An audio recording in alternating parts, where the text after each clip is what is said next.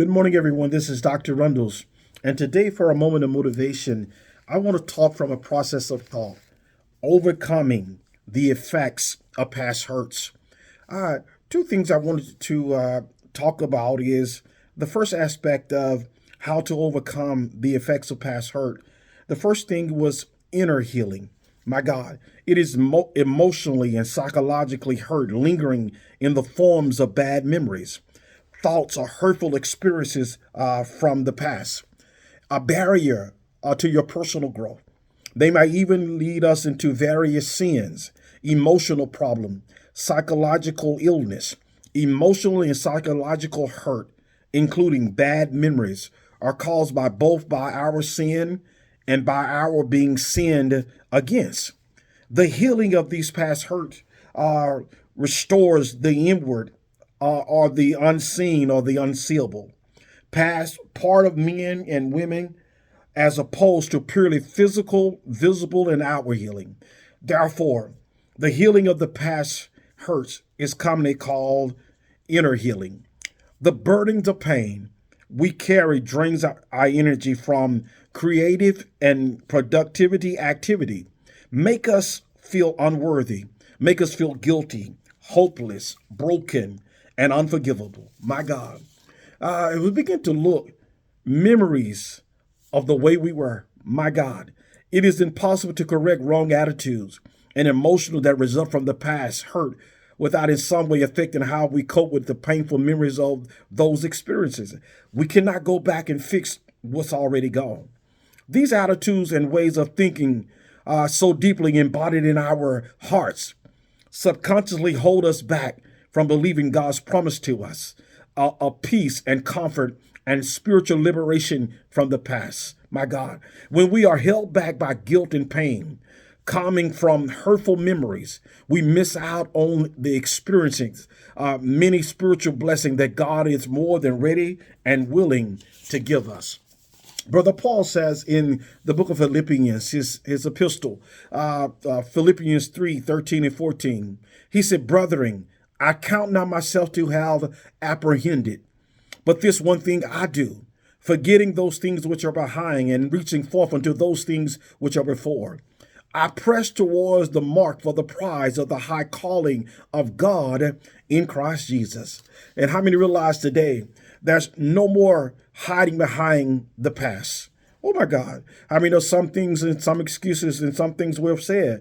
I am the way I am today because of what happened to me in my past. How many know Paul in this text sees himself as a runner in a race, my God, exerting all his energy and his strength and pressing on with intense consecration, oh my God, in order not to fall short of the goal that Christ has set for his life. Paul, perfect oneness with Christ, his final salvation and his resurrection from the dead. Oh my God, this was the motive of Paul's life. He had received a glimpse of the glory of heaven and had resolved that his whole life, by the grace of God, would be centered around his determination to press on and someday get to heaven to see Christ face to face. Such a resolve is necessary for us, all of us, throughout our lives. All kinds of distractions and temptations come our way, such as worries and riches and evil desires of life, threatening to choke off our commitment to the Lord. My God, what is needed is a forgetting those things which are behind, and that is the corrupt world and our old life of sin, and reaching forth into the final salvation of Christ. Paul tells us in this text, my God, in here, he let us know, forget those things which are behind and reach forth unto those things which are ahead. So we have to do what? You have to let go of your successors, let go of the failures, let go of the way others have hurt you. I mean, you have to let go of all these negative beliefs, those fears, those insecurities from, oh my God, your heart and your soul. You need to overcome these barriers and forget them to make your dreams come true. It is not that you don't remember the past. It is that you don't allow the past to be the controlling factor in your life. Don't spend too much time looking in the rearview mirror. Regardless of what happened yesterday, if you stick with the Lord today, your yesterday doesn't have to control your tomorrow. Oh my God. So we begin to look at it. So what aspect of yesterday must you forget? All of them, the good, the bad, and the ugly. Realize breaking the power of the past. What this one done, what that one done.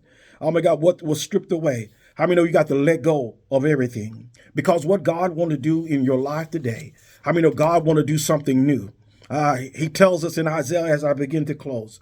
He says, forget about what happened. Don't keep going over old history. Be alert. Be present. I'm about to do something brand new. It is bursting out. Don't you see it? There it is. I'm making a road through the desert and a river in the badland. And how many realize that all things work together for good? And we know that all things work together for good to them who love God and them who was called according to his purpose.